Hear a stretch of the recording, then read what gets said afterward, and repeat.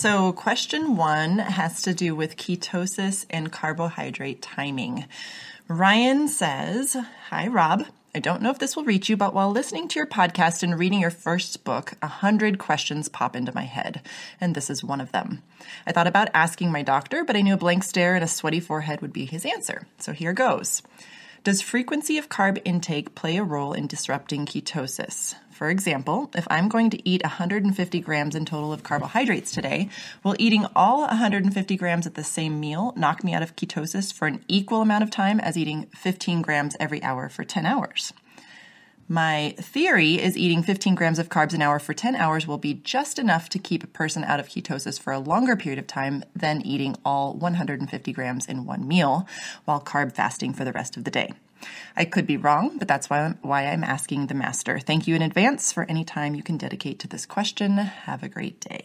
And then he had a tagline on there. Let's assume we were talking about starchy carbohydrates, rice, potatoes, etc., not leafy green vegetables or other low glycemic veggies. So, Nicki, you had a question around this right from the outset. I know that when most people think of ketosis, they think they're limiting carbohydrate intake somewhere around 25 to 30 grams of carbs, and here he is talking about eating 150 grams of carbohydrates. So I wanted you to address that. Can someone eat 150 grams of carbs and be in ketosis? Yes, but it's going to be transient, and that's largely where I am doing Brazilian Jiu-Jitsu. My physical activity, comparative leanness, relative insulin sensitivity allows me to kind of dip in and out of ketosis fairly frequently, but Ryan's gut sense on this is pretty good. And one of the things that we are also doing as part of this new Q&A format, I'm actually going to try to dig around and get some relevant research or article references to go along with the answers where they make sense. And so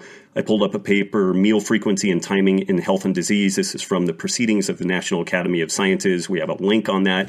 And it basically talks about how a 16 to 18 hour fasting period allows folks to get into a comparatively decent state of restoration or ketosis. And this is where that time restricted feeding window comes into play. Lots of folks are talking about this. There seems to be some pretty laudable characteristics to it. So yeah, the gut sense here is that if we were to eat that 150 grams in, say, like a breakfast bolus, and then the remaining meals were basically protein and fat, we would almost certainly have a 6 to 8 hour period in which we were probably out of ketosis.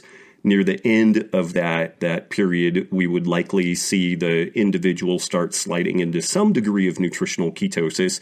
This would again depend on the total amount of protein consumed, physical activity, sleep status, and a host of other variables. But this is kind of an interesting way of finding a middle ground. I almost said hack, but God, just pour boiling lead down my pie hole if I say hack too frequently around here. I just hate that term.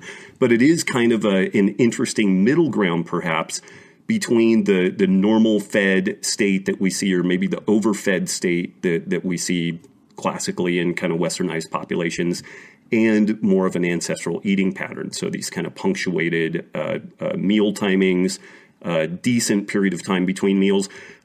Not to belabor this one too much, because we have some pretty long questions here in a little bit, and actually I have some very long answers to some of this stuff in a bit. But there's some great research that suggests just eating 2 meals a day tends to isocaloric. So folks were divided into different groups.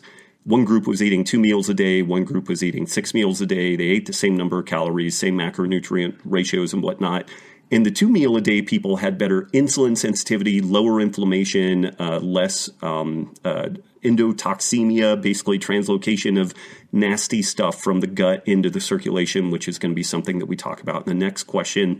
So there's a pretty good argument to not do the Barry Sears recommendation of 6 meals and 4 snacks throughout the day, and instead do something like perhaps a big breakfast, a lunch based around your relative physical activity, and then perhaps a very modest or no dinner could be a way that we really optimize that meal frequency, get in enough nutrition to support physical activity, but also get some of the benefits of the time restricted feeding window. So Ryan, good question, and thanks for asking that.